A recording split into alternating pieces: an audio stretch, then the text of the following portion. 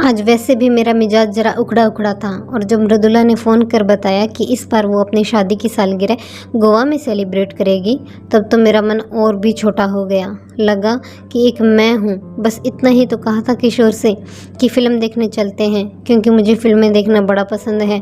तब कहने लगे कि फ़ालतू काम के लिए मेरे पास टाइम नहीं है, ऑफिस जाना होगा, क्लोजिंग चल रही है। और इधर देखो, छुट्टी लेकर राजन अपनी पत्नी को गोवा घुमाने ले जा रहे हैं।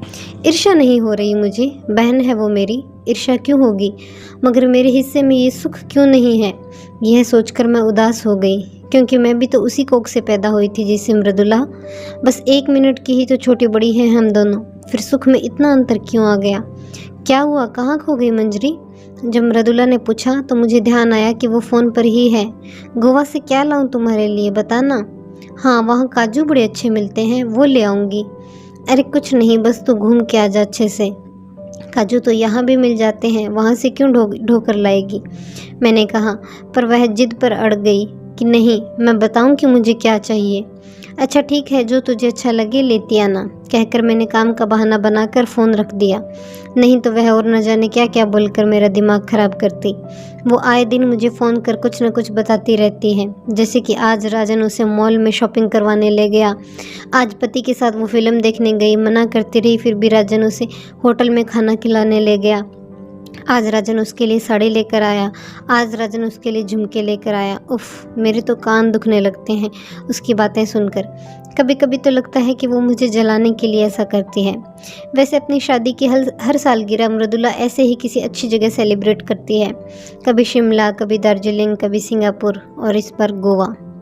पर किशोर को एक बार भी नहीं लगता कि हमें भी कभी किसी अच्छी जगह शादी की सालगिरह सेलिब्रेट करनी चाहिए, बल्कि वो तो इन सब बातों को फिजूल खर्चे मानते हैं। कहते हैं कि ये सब ढकोसलेबाजी है।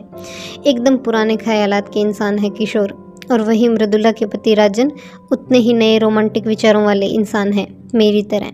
मैं भी तो ज़िंदगी जीने में विश्वास रखती हूँ, ना कि झेलने में। अच्छे अच्छे कपड़े पहनना, होटलों में खाना खाना, पार्टी करना, ढेर सारी शॉपिंग करना मुझे बड़ा अच्छा लगता है।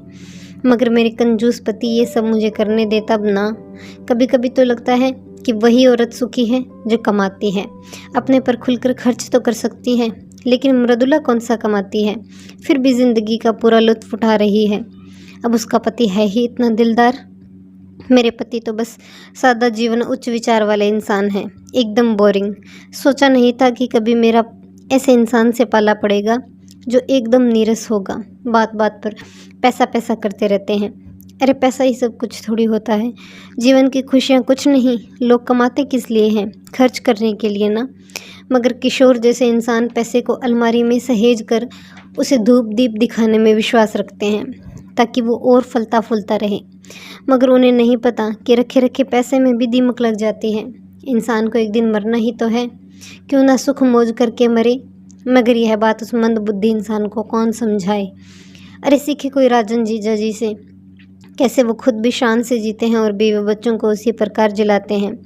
कोई बात मृदुला के मुंह से निकली नहीं कि वो चीज़ लाकर रख देते हैं। यह बात मुझे मृदुला ने बताई थी कि जब तब राजन उसके लिए महंगी महंगी साड़ियाँ जेवर खरीद के ला के देते हैं, वो मना करती रहती है। और एक मैं हूँ, छोटी छोटी चीज़ों के लिए तरसती रहती हूँ। कितनी शान से कहती है मृदुला कि उसके पति का सारा वेतन उसके ही हाथों में आता है। और एक किशोर है, गिन गिन कर मुझे घर चलाने के लिए पैसे देते हैं, जैसे मैं उन पैसों को लेकर भाग जाऊंगी।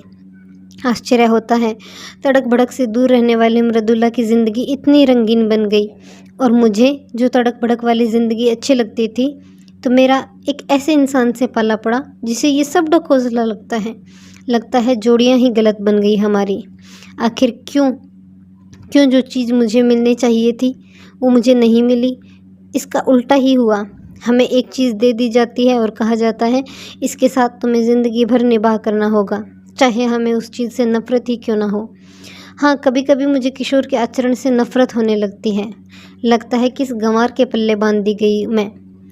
वही मृदुला रानी सा जीवन जी रही है। सच कभी कभी तो लगता है सब कुछ छोड़ छाड़ कर कहीं भाग जाऊं, क्योंकि इस इंसान से निभाना मुश्किल सा लगता है। लेकिन ऐसी जंजीरों में मैं जकड़ी हुई हूँ कि उनसे मरते दम तक आज़ाद नहीं हो सकती। आज खाने में क्या बना है? खुशबू तो बड़ी अच्छी आ रही है। किचन में प्रवेश करते हुए किशोर ने पूछा। मैं दूसरी तरफ मुंह किए बोली, कुछ खास नहीं, रोटी और दाल है। मन हुआ किशोर को बताऊं कि कैसे राजन जीजा जी अपनी पत्नी को दुनिया की सैर करवा रहे हैं, और एक तुम बस चूल्हे में झोंकते रहो मुझे, पर क्या फ़ायदा। मगर मुझसे रहा ही नहीं गया, बोल ही दिया। किशोर कहने लगे, तो तुम क्यों उदास हो रही हो? उनकी ज़िंदगी है, वो जैसे चाहे वे जिए। मुझे उनकी बातों पर बड़ा ही गुस्सा आया। बोली, तो क्या हम उनकी तरह नहीं जी सकते? क्या हम बूढ़े हो गए हैं? क्या कभी तुम्हारा मन नहीं करता कि हम भी कहीं बाहर घूमने जाएं? अब कहोगी कि पैसे कहाँ हैं इतने, तो क्या मृदुला के पति से कम सैलरी मिलती है तुम्हें? कहो ना कि मन ही नहीं करता तुम्हारा इन सब चीज़ों का। बोरिंग इंसान हो तुम, बोरिंग।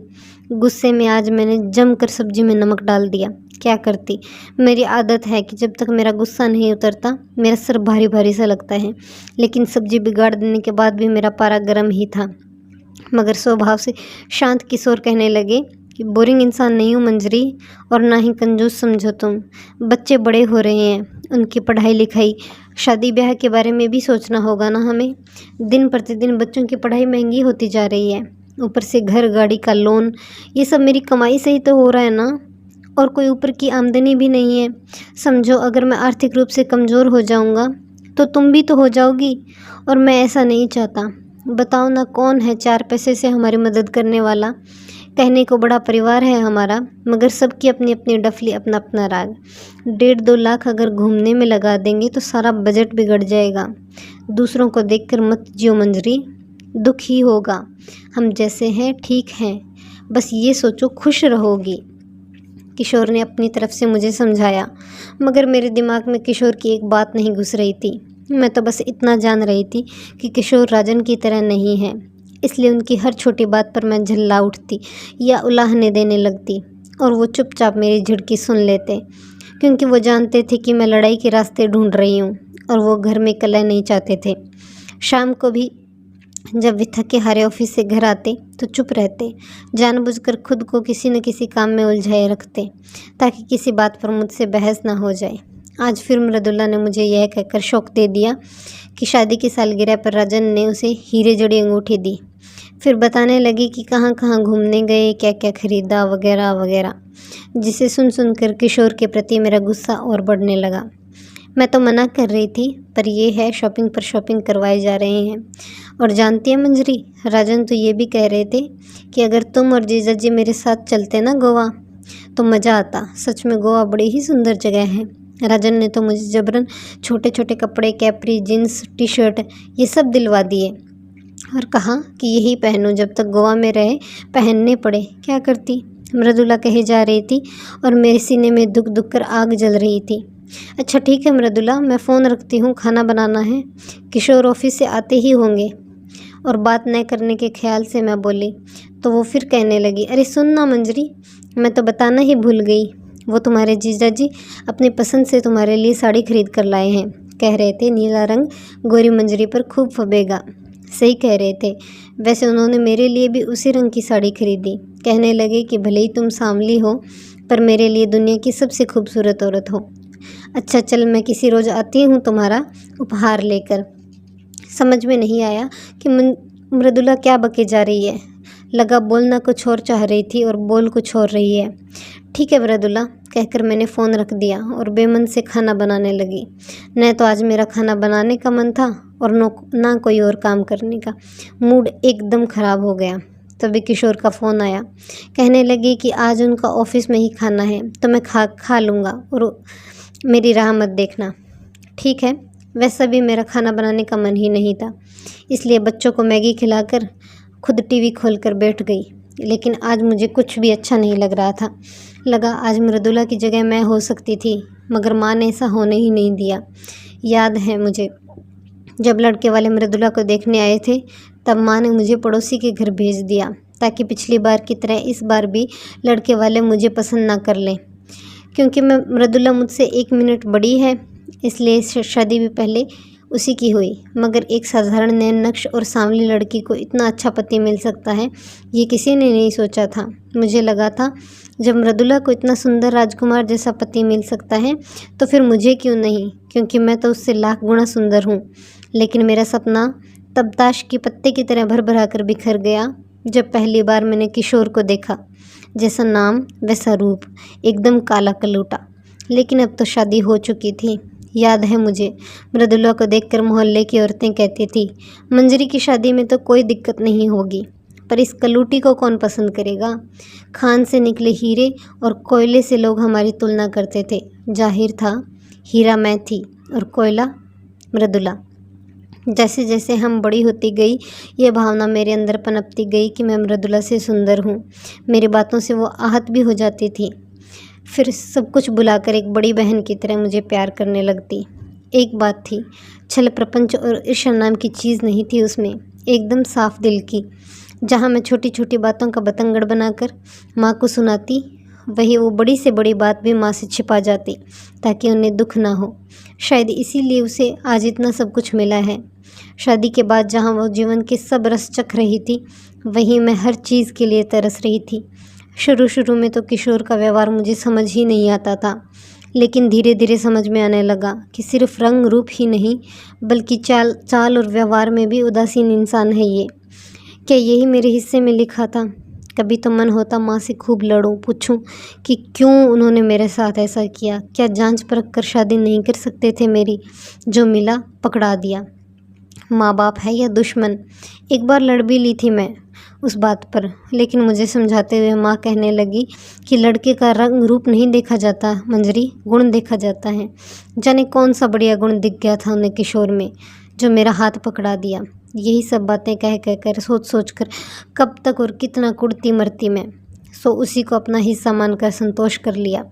हम मध्यवर्गीय समाज में एक बार जिसका हाथ पकड़ लिया, मरते दम तक निभाना पड़ता है, तो और कोई चारा भी नहीं था। इसलिए मैंने अपने ढीले मन को खूब कसकर बांध लिया और बंद कर लिया संकीर्ण चारदीवारी में खुद को, क्योंकि अब बाहर निकलने का कोई रास्ता भी नहीं था। लेकिन बार बार मृदुला का सुखी वैवाहिक जीवन देखकर कुढ़न होती थी मुझे।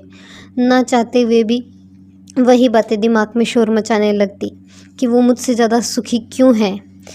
उस रोज़ सुबह सुबह ही माँ का फ़ोन आया। घबराते हुए बोली, तुम्हारी मृदुला से कोई बात हुई है क्या? फ़ोन आया था क्या उसका? नहीं तो माँ, क्यों, क्या हुआ? सब ठीक तो है?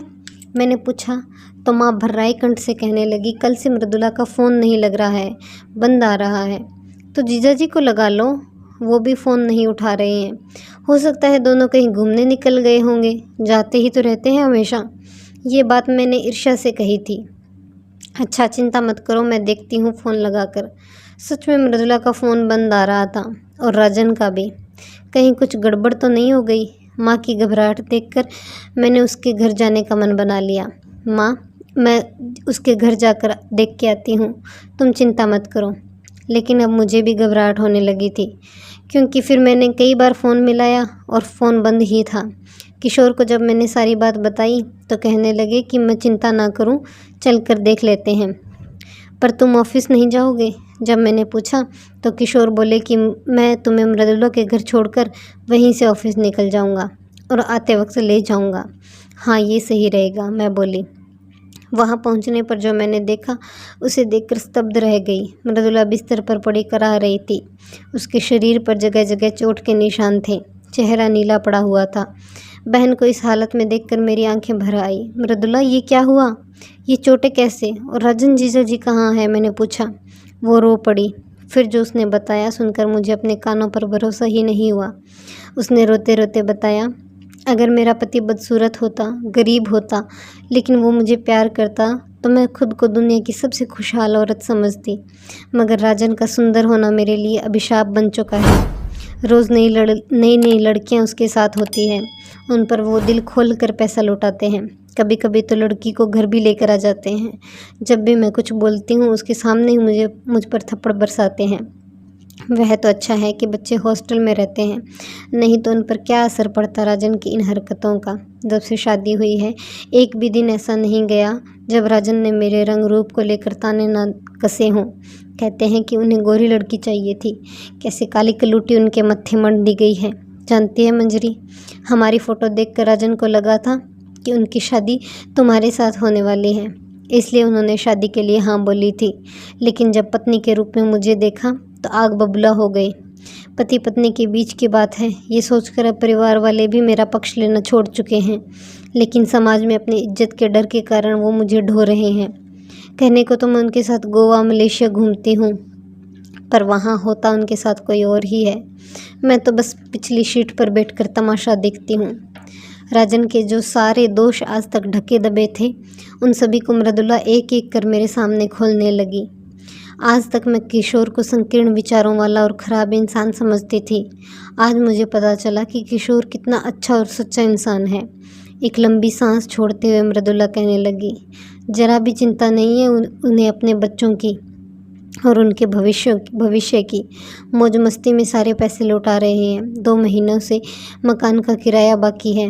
मकान मालिक झिड़क जाता है, कहता है कि आपका मुंह देखकर चुप रह जाता हूँ। बहन मानता है वो मुझे, लेकिन घोड़ा कब तक घास से दोस्ती करेगा मंजरी। अगर मकान मालिक ने निकाल दिया तो कहाँ जाएंगे। सही कहती हूँ, तुम्हारे पति के पैर धोवन भी नहीं है राजन। वो तुम्हारे लिए कितना सोचते हैं, देखती नहीं क्या मैं। एकदम सीधे सच्चे इंसान है।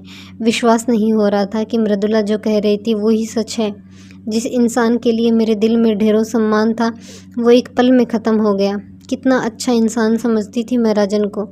सोचने लगी कि काश इससे मेरी शादी हो जाती तो मैं कितनी सुखी होती, लेकिन मैं कितनी गलत थी। खुद को कोसती रहती थी, यह कहकर कि क्यों मेरा किशोर जैसे इंसान से पाला पड़ा। मगर आज उसी किशोर पर मुझे नाज हो रहा था। लेकिन तुम ये सब क्यों सहती रही अकेली, हमें बताया क्यों नहीं, मैंने पूछा। तो क्या करती और क्या बताती तुम सबसे? क्या हालात बदल देते तुम सब? तुम्हें हमेशा लगता था ना मंजरी कि मैं बहुत सुखी हूँ। बस तेरे इसी भ्रम को जिंदा रखना चाहती थी मैं। दिखाना चाहती थी उन लोगों को जो कहते थे कि इस कलूटी को कौन पूछेगा। झूठा ही सही, पर लोग सही तो मान रहे थे ना कि मैं बड़ी सुखी हूँ और मेरा पति मुझे बड़ा प्यार करता है। माँ पापा भी खुश हैं तो रहने दो। मैं अपना दुख सुनाकर उन्हें जीते जी मौत के मुंह में नहीं धकेलना चाहती, इसलिए जो जैसा चल रहा है चलने दो। तुम यह बात अपने मुंह से कभी मत निकालना, वरना तुम मेरा मरा मुंह देखेगी। अब जब उसने इतनी बड़ी धमकी दे दी तो फिर कैसे मैं किसी से कुछ कहती।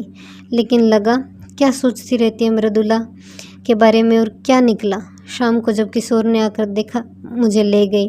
रात भर मैं मृदुला के बारे में सोच सोच कर रोती रही। मेरा सूजा हुआ चेहरा देखकर किशोर को लगा कि मैं मृदुला की तबीयत को लेकर परेशान हूँ, पर बात उससे बढ़कर थी।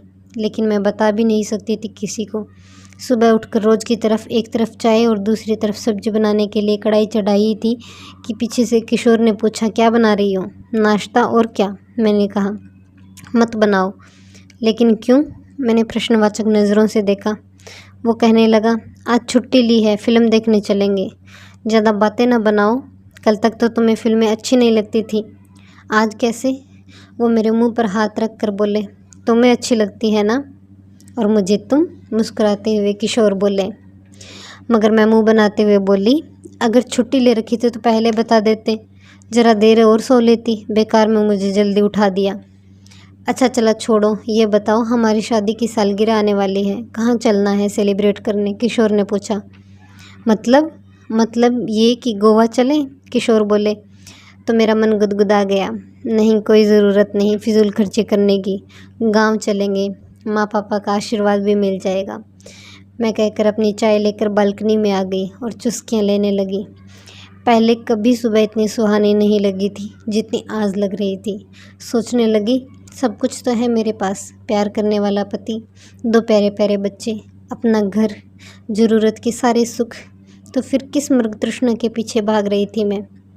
देखा तो किशोर मुझे निहार रहे थे। जब मेरी नज़रें उनसे मिली